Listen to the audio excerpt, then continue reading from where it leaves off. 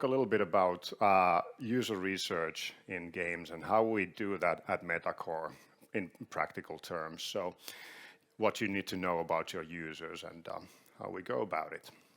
So to start this off with, the idea of user research is to try and spend your resources better. So as game developers, we always want to know whether it's worth our time and effort to actually spend the human resources, the time and the money to develop a game. Is it worth our investment? That's the big thing that we want to go and figure out. The usual method, this is a rough kind of outline of how game development used to work back in the days. So you build a game concept where you figure out the fundamentals. It's basically the game mechanics, the art style, and that sort of stuff. You try to figure out whether these fundamentals would work together. You form some sort of a game concept. Then you move on and you make a playable prototype.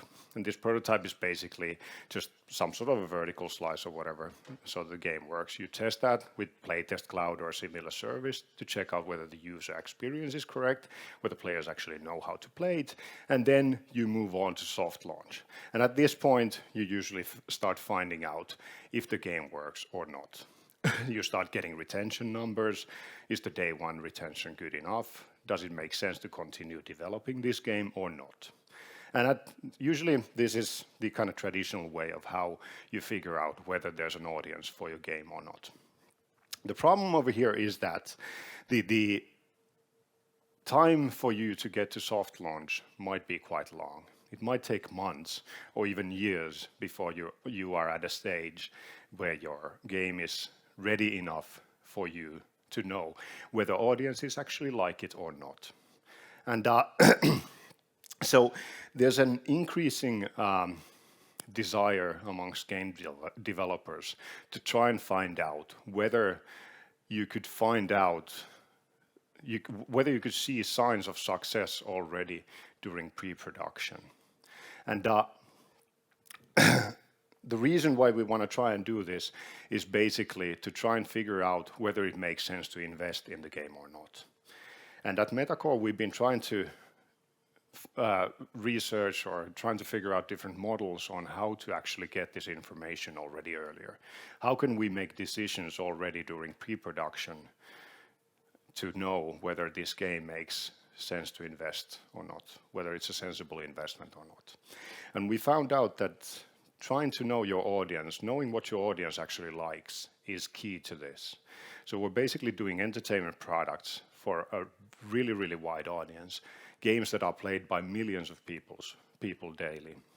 And if we know what these people actually like, it is really, really, really useful for us when we're making all those decisions that game developers make on a daily basis.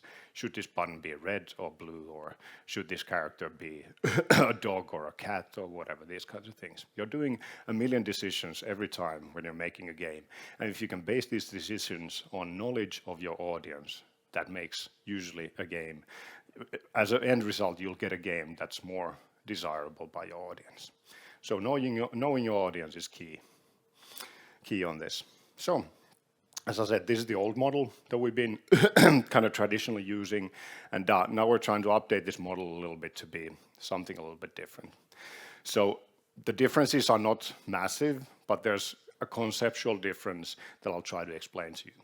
So the first part, previously the game concept that usually didn't involve much input from players or from the users of the game, we've kind of remodeled it to the game concept. We try to figure out not just the game mechanics, the art style and those fundamentals, but we try to figure out what is the fantasy that we're selling to the players.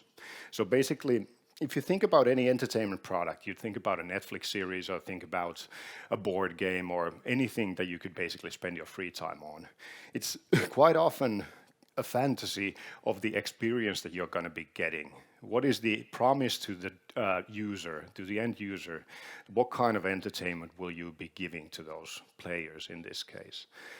And I'll be going into this, like the definition of what the player fantasy means, a little bit more in detail later on. But this is basically how we're seeing the pre-production phase of the game. We're thinking about the player fantasy. What kind of fantasy do we offer to the players? That is the first stage. And we start testing already at this stage. The next stage would be a playable prototype, which is a vertical slice or something like 15 minutes, 20 minutes, half an hour of gameplay. And this is where we start testing.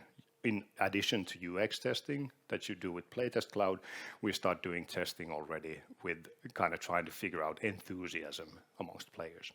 And the idea over here is that even though we're not talking about statistically significant numbers of players, we're talking about batches of 5 players or something like that. There's nowhere even close to statistically significant numbers, but we're still able to see whether these players are enthusiastic about the product or not. If no one in that group of 5 or 10 or 20 or whatever amount of players you have, if none of these players are enthusiastic about the game, they can't let it go or something like that, then game is probably not going to be working. If you want that game to be played by millions of people around the world, you got to find at least a bunch of people who are really, really, truly enthusiastic about the game. And moving on, then soft launch and other things happen at a later stage, but they'll be a topic for another discussion. So as mentioned, this is already the place where we want to find out whether the game has potential or not. And the idea in this pipeline is not to get absolute information at any given point, but rather try to get information or hints or signs of excellence already down the pipeline. We move on in the pipeline. The information that we get is less accurate. The more left you are in this pipeline, the more that direction you are in the pipeline, the more kind of inaccurate information you will have. But as you move forward, you take steps moving forward, you will develop your intuition, you will have more understanding of what the players actually do want at any given time. So let's take a look at what this means in practice. So as I mentioned earlier, understanding your audience is key here. You need to understand what your audience wants in order to develop a game that they would love to play. I think I've done somewhere around like 20 mobile games during my career. And earlier on in my career, I trusted my intuition quite a bit. I thought that I knew what kind of games people would love to play. If I like it, I'll make a game that's awesome in my opinion. It will be a great game. But it dawned to me quite quickly that my intuition sucks. Even though I've played games for most of my life, I've developed tens of games, I still don't know what is the formula for a hit game. If I knew, I probably would be, I don't know, driving a better car or something like that. But so my intuition is crap unless I train my intuition. That's the point over here. So I need to understand the audience. Even if I was the audience myself, if the game was made for like 40-plus-year-old guys, I still wouldn't trust my intuition because I am a specific type of a person. I develop games for a living, so my taste for entertainment, especially games, is quite different from an average 45-year-old dude out there. And of course, more importantly, if I am not the target audience, if I'm developing a game for 20-year-old women, for example, or something like that, I'm definitely not the target audience. In these cases, it's even more important for me to try and know what they actually like, what the audience roughly likes, and what they don't like. So, if we take a look at the pipeline again, so we start from the player fantasy. And we want to test whether the fantasy works for the audience. And this is something that, again, is not an exact science, but it still develops some sort of results. So let's start. So what is the player fantasy? The important thing over here is that the fantasy is basically the packaging, kind of the packaging of your product. You're doing an entertainment product that's called a game, and the fantasy is some sort of a combination of your art style, your game premise, your game mechanics, and that sort of stuff. It's basically a promise to the players of what kind of a experience they will have once they start playing your game. What will they experience? If you think about it, there can be there can be different types of fantasies for example, a game that's a zombie shooter game. Let's think about it like that. A zombie shooter game. But the fantasy can be vastly different dependent on how these details are actually implemented. So if we look at these two games out there, Metacore 2 Zombies, a game we developed back in the day at Mountain Sheep, and Last of Us. They could be both described as zombie shooter games. But just looking at these images, you can see immediately that they portray a vastly different player fantasy. Both are gloomy, yeah, they're both gloomy things. They both have zombies or zombie-like creatures. They both have guns. But then when you look at Minigore, it's colorful, it's playful, that sort of stuff. And then when you look at Last of Us, it's completely serious and more grimy and that sort of stuff. So the experience is vastly different in these two kind of games, even though they could use relatively similar mechanics. They could have a relatively similar tagline, shoot zombies, survive, whatever, that sort of stuff. But they're vastly different. So the fantasy is basically something that encompasses the player-facing front of your game, so to speak. So, how do we test fantasy? How do we test the player fantasy? Let's pick a starting point. And for me, the starting point, if you can't read the small text over here, it's the premise. That's usually the kind of short description of your game. What is this game going to be like? And that's usually the cool thing about premises is that it's something that you can test in text format. It's a relatively easy thing to just test with text. Of course, you need to know your audience. At this point, you need to have defined to some extent who do you think is going to play this game? Who are you developing this game for? And that's probably one of the more important things. Sometimes games are developed also the other way around, that you do a game, you try to figure out mechanics, you have a cool loop and that sort of stuff, and then you start testing out who is going to play this game. You're kind of just throwing something out there and defining who is going to, testing who is going to play your game. But I think, in my opinion, you should probably define your audience first. You should try to figure out who is the person, who is roughly, what kind of a person are you developing this game for. Gender, age, and these kinds of things are relatively bad denominators of the profile of your player. You should probably use some other other metrics like, I would say, entertainment consumption habits, for example, are probably a better descriptor of what kind of player you would be dealing with. But of course, you can always find some sort of a major group that usually 18-year-old boys are more into this type of stuff or whatever. But there's vast differences in 18-year-old guys. But if you think about the entertainment consumption habits of somebody who watches the series Arcane, for example, plays League of Legends and that sort of stuff, that's a more kind of descriptive, that's kind of a more descriptive description of a player. I don't know whether that's a proper sentence, but anyways, I guess you know what I mean. So that already describes the type of a player better than, let's say, an 18-year-old boy. Oh man. So, define your audience first, try to figure out who would be potentially playing your game. And then when you're at a point where you start figuring out premises, you can start writing text out. So this is something that we've already done at Metacore Games, and it's a bit of an experimental process that we're trying to figure out. We're not exactly sure how this is going to work, what kind of results are we going to get from this. But we are almost 100% sure that something like this is going to be needed, something of a research process already in an early stage. So I'll describe a little bit how we did this premise testing with the game that I'm currently working on. So we started up with a bunch of text-only premises. These premises were basically 3-4 sentences long, kind of describing the game at a really, really high level, in a way that in this game you do this, that, and that.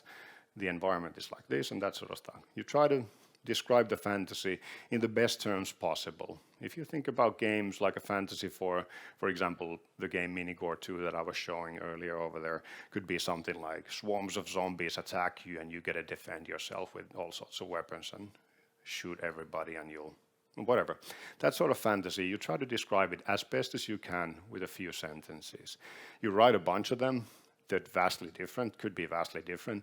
The zombie shooter game, there could be a car driving game that's for like fast cars, monster trucks, or ice cream delivery van where you're doing something fun, whatever it might be.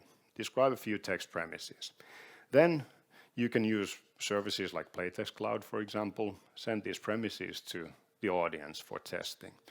They'll read through your premises and they can rate them, something like 1 to 5 stars, and then give you some sort of a textual description about why they rated the premise as they did. Once they rated them, you can figure out which one of these premises, or there could be multiple ones, which one of these premises works the best. So you can basically discard the poorly performing premises, and then you can start, you can leave the best performing premise there. Then you already gain some information.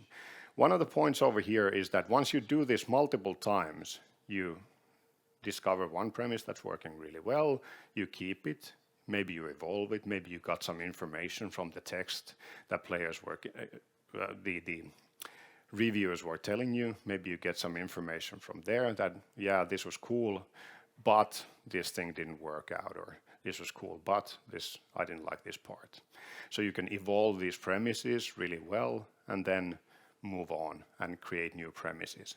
Do this loop 1 time, 2 time, 3 time, something like, I think we did something like 20 iterations with these premises, and then we started learning a lot about the players. So the point being that every time when we do a round of testing, even the bad premises that you have will give you some information. For example, we found out that 35-year-old women are not super fond of pirates. Relatively obvious now that I say it aloud, but when we're doing this shit, it wasn't super obvious. So that's something that, especially when you're in the trenches, it is sometimes a bit hard to figure out what people, like these even obvious things, when you say it aloud, it sounds obvious, but when you're doing your work, you're hustling on your computer trying to kind of clear the tasks and whatever, it is something that's sometimes you kind of end up in these kind of thought processes that don't make any sense. But I said, like, when you get this information, when you get information from the players, they'll tell you that I like this premise because of this, I didn't like this premise because of that. You start developing an understanding of what these players like and what they don't like. Here's a few examples of our target audience. They seem to like mystery, they seem to like history, altruism, and that sort of stuff. And I also start developing an understanding of what they don't like. They don't like relationships. Comedy doesn't seem to be working super well with them. Dead bodies, apparently it's not relaxing, and supernatural stuff. So that kind of things, you start developing an understanding of. This is kind of, you could say like AI is a hot topic at the moment. So you can think of they're training these AI networks by feeding them a bunch of stuff.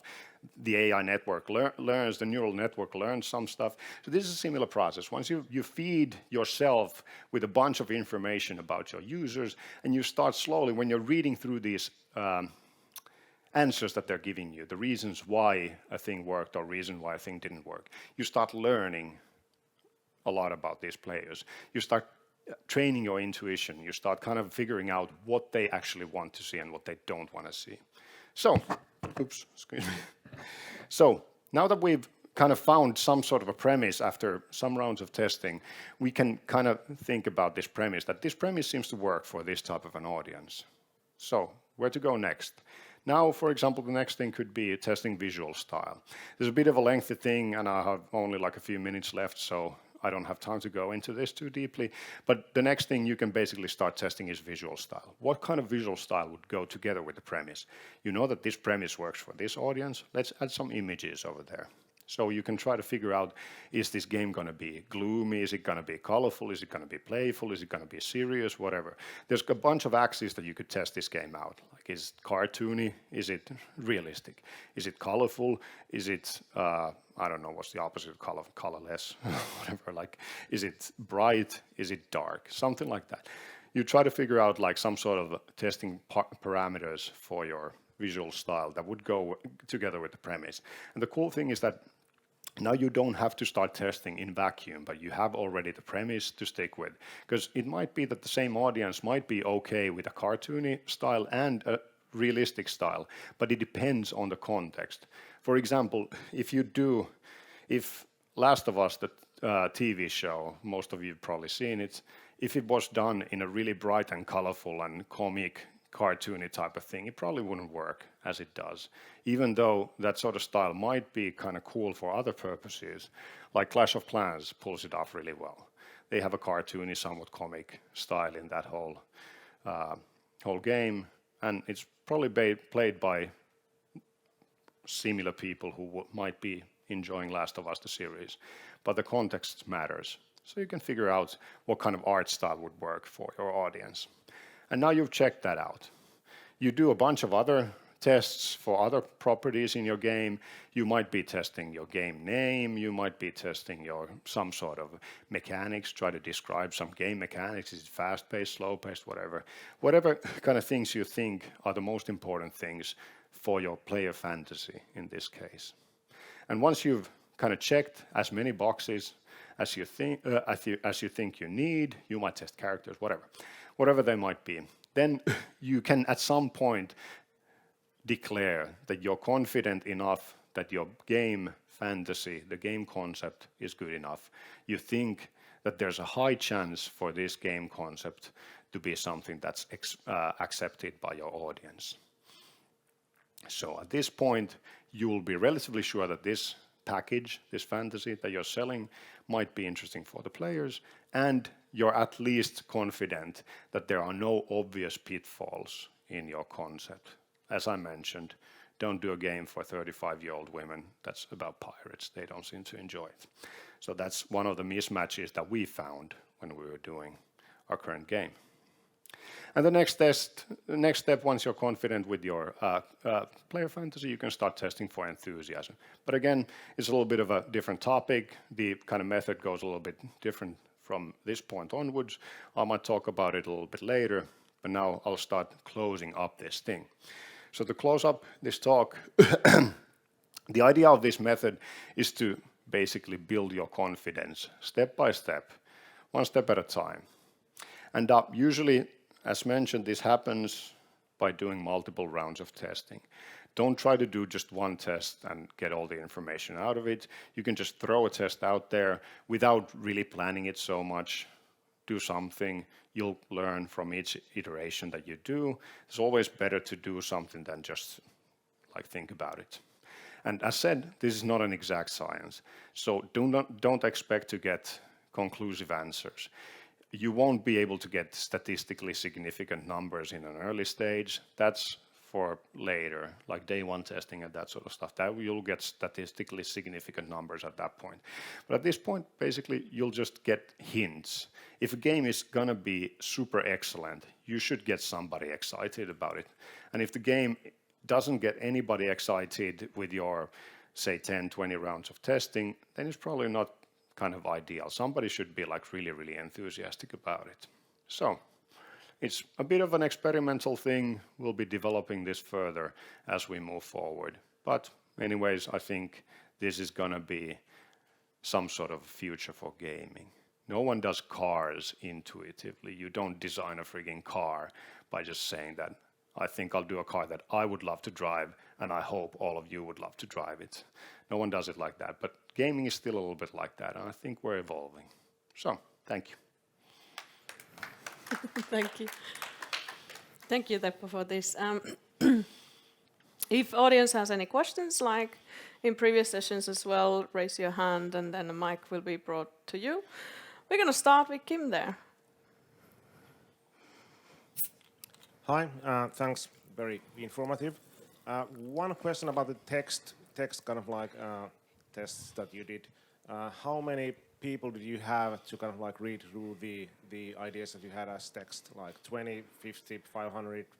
About 20 in one single round, and we did about 20 rounds of them, so 20 by 20, what is it, like 400 or so? So you find that enough as kind of like as quantitative audience?